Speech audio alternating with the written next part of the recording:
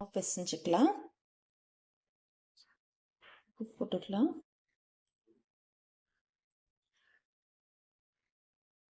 கொஞ்சம் கொஞ்சமாக தண்ணி விட்டு நம்ம பிசைஞ்சுக்கலாம்.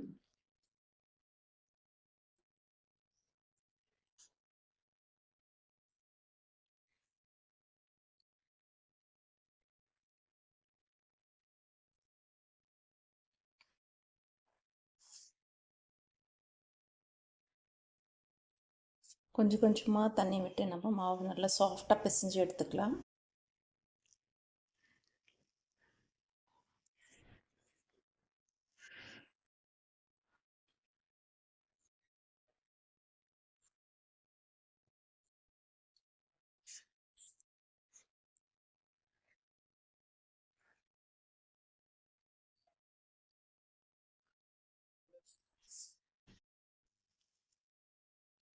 பாருங்கள், மாவு இப்படி கையில் ஒட்டுற மாதிரி இருக்கணும். இந்த ஸ்டேஜில் நான் கொஞ்சம் ஆயில் போட்டுக்கிறேன். ஆயில் போட்டு நம்ம பிசைஞ்சிக்கலாம். நான் அதிகமான குவான்டிட்டி மாவு எடுத்திருக்கேன். இங்கே கொஞ்சமாக எடுத்தீங்கன்னா சின்ன அகலமான பாத்திரத்தில் கூட நீங்கள் பிசைஞ்சிக்கலாம். எப்பவுமே சப்பாத்திக்கு மாவு கொஞ்சம் லூஸாக இருக்கணும். பூரிக்கு தான் டைட்டாக இருக்கணும்.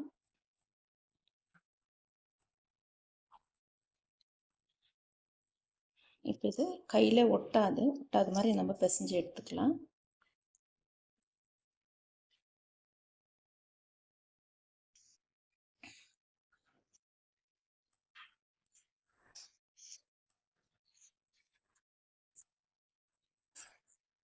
இது நல்லா சாஃப்டாக ஆயிடுச்சு மாவு.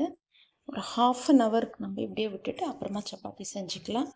இந்த மாதிரி அகலமான கண்டெய்னரில் நம்ம பிசையும் போது நல்லா நம்ம இழுத்து இழுத்து பிசைறதுக்கு வசதியாக இருக்கும். நான் ஒரு கையில் கேமரா பிடிச்சி எடுக்கிறதுனால ஃபுல்லாக எடுக்க முடியல வீடியோ.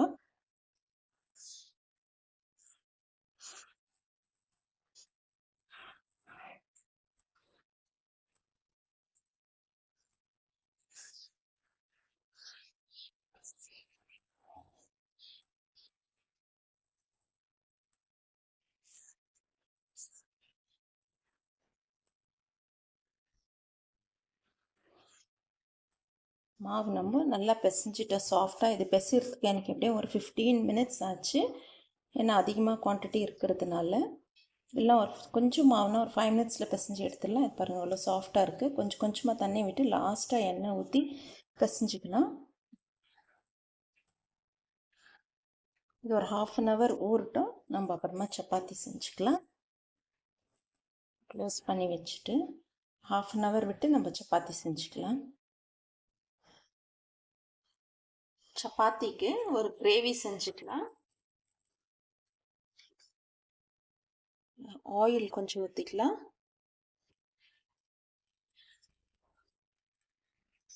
அதுக்குனால ஃபைனாக சாப் பண்ணியிருக்கிற பூண்டு கொஞ்சம், ஒரு பெரிய ஆனியன் இது ஃபைனாக சாப் பண்ணி வச்சுருக்கேன், 4 பச்சை மிளகாய் எடுத்து வச்சுருக்கேன். இது எல்லாமே நம்ம எண்ணெயில் போட்டுக்கலாம்.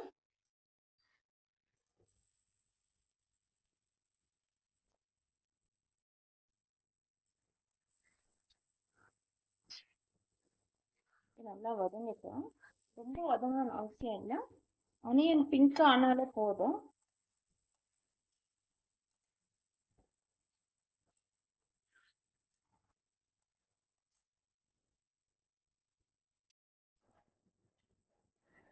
நான் 1 ஸ்பூன் அளவு மிளகாத்தூள், குழம்பு தூள், கொஞ்சமாக மஞ்சள் தூள் எடுத்து வச்சுருக்கேன். வெங்காயம் வதங்கன்னு நம்ம அதில் போட்டுக்கலாம்.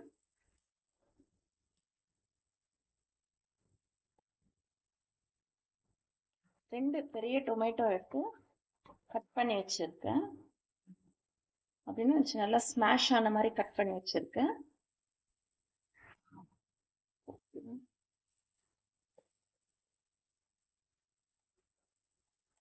வதங்கட்டும். உப்பு போட்டுக்கலாம். இது சிம்பிளாக செய்யக்கூடிய ஒரு எக் மசாலா.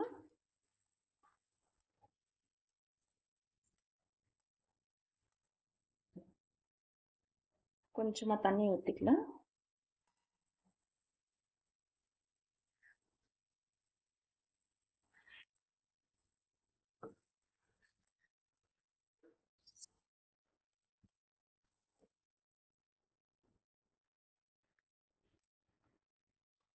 குக் ஆகட்டும்.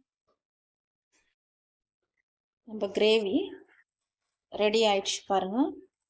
டொமேட்டோ, ஆனியன், கார்லிக் எல்லாம் போட்டு ரெடி ஆயிடுச்சு. இதுலேருந்து ஆயிலும் செப்பரேட் ஆகி வந்துச்சு. இப்போ நான் 4 எக் எடுத்து வச்சுருக்கேன். 4 எக்கு நம்ம இந்த கிரேவியில் ஊற்றிக்கலாம்.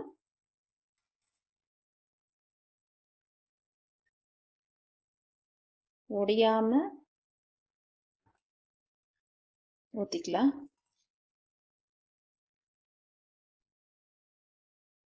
இப்போ இந்த எக்கு மேலே நம்ம லைட்டாக நான் பெப்பர் பவுடர் ஸ்ப்ரிங்கிள் பண்ணுறேன். இது ஒன்றும் பண்ண வேண்டாம், அப்படியே விட்டுடலாம். இது அப்படியே குக் ஆகி வரட்டும். எக்கு லோ ஃப்ளேம் வச்சுட்டு நம்ம அப்படியே குக் பண்ணி எடுத்துக்கலாம். நம்ம எக் மசாலா ரெடி ஆயிடுச்சு, சூப்பராக ரெடி ஆயிடுச்சு பாருங்கள். நம்ம எக்கு அப்படியே போட்டோம். இப்போ நம்ம சர்வ் பண்ணும்போது அப்படியே ஒரு எக்காக எடுத்து சர்வ் பண்ணலாம். பெப்பர் பவுடர் மேலே மட்டும் கொஞ்சம் அப்படி மசாலா எடுத்து ஊற்றிட்டு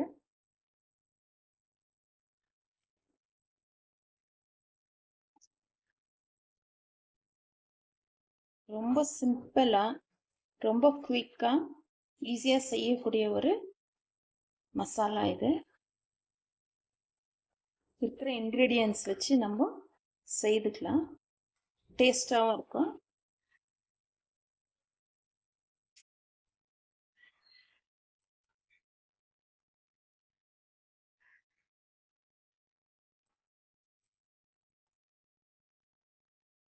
இந்த எக்கோடு நம்ம இந்த கிரேவி கொஞ்சம் சப்பாத்தியோடு வச்சு சாப்பிடும்போது அவ்வளோ டேஸ்ட்டாக இருக்கும்.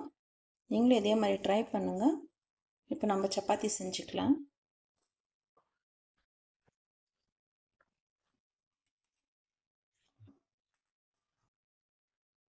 எவ்வளோ மாவு வேணுமோ அவ்வளோ மட்டும் இதிலேருந்து எடுத்து நம்ம சப்பாத்தி செஞ்சுக்கலாம். மிச்சம் வந்து க்ளோஸ் பண்ணி ஒரு ஏர் டைட் கண்டெய்னரில் போட்டு ஃப்ரிட்ஜில் வச்சுக்கலாம். இப்போ எவ்வளோ வேணுமோ அவ்வளோ மட்டும் எடுத்துக்கிறேன்.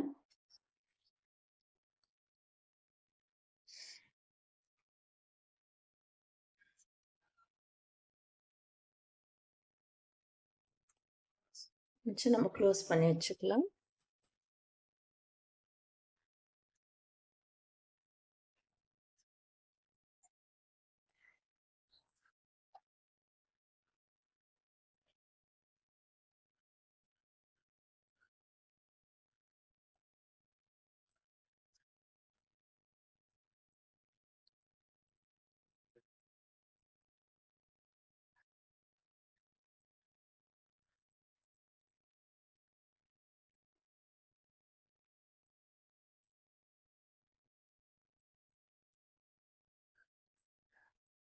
இது சின்ன சின்னதாக பால் மாதிரி செஞ்சு வச்சுக்கின்னு நம்ம திரட்டி போட்டுக்கலாம்.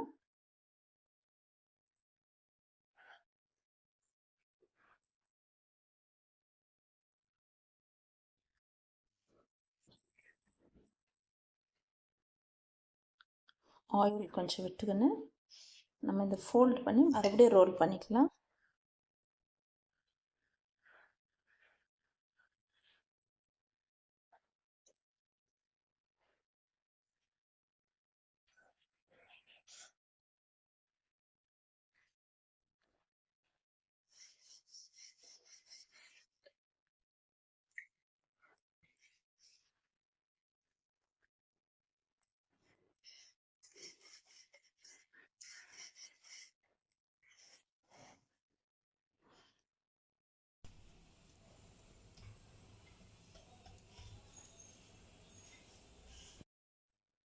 சூடாயிடுச்சு, தவா நல்லா சூடாயிடுச்சு. இப்போ நம்ம தட்டி வச்ச சப்பாத்தி போட்டுக்கலாம்.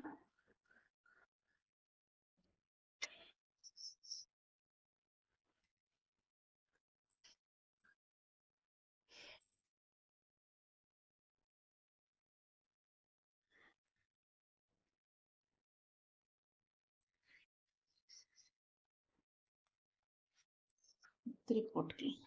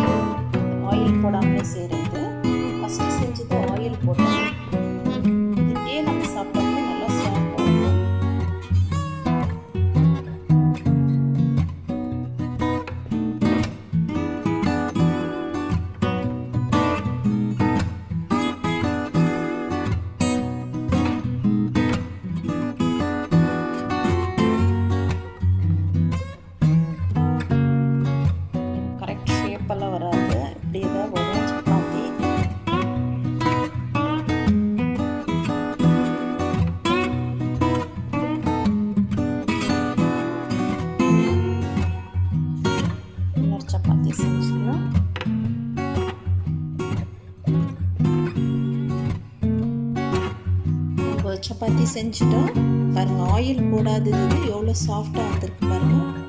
ஆயில் போடாது நல்லா சாஃப்டாக வந்திருக்கு. இது ஆயில் போட்டது.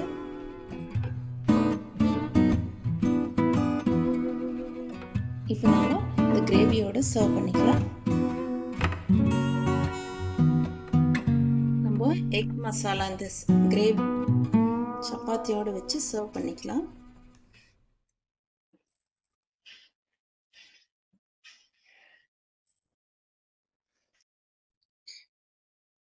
இந்த பேலன்ஸ் இருக்கிற சப்பாத்தி மாவை நம்ம வேறு ஒரு ஏர்டைட் கண்டெய்னருக்கு ஒரு பாக்ஸில் போட்டு நம்ம ஸ்டோர் பண்ணி வச்சுக்கலாம். எப்போ வேணுமோ அப்போ நம்ம எடுத்துக்கலாம். அதுக்கு மேலே நம்ம அது மாவு ட்ரை ஆகாமல் இருக்கிறதுக்கு நம்ம இப்படி ஆயில் அப்ளை பண்ணி வைக்கும் போது இந்த பிசைஞ்சு வச்சுருக்கிற மாவு நம்மளுக்கு ட்ரை ஆகாமல் நல்லாயிருக்கும். அதனால் ஆயில் அப்ளை பண்ணிட்டு தான் வைக்கணும். ஓகே ஃப்ரெண்ட்ஸ், நம்ம சப்பாத்தி எக் மசாலா ரெடி ஆயிடுச்சு. நீங்களே இதே மாதிரி செய்து சாப்பிட்டு உங்கள் ஃபீட்பேக்கு எப்படி இருந்துச்சுன்னு கமெண்ட்ஸில் தெரியப்படுத்துங்க. தேங்க்ஸ் ஃபார் வாட்சிங். பாய்.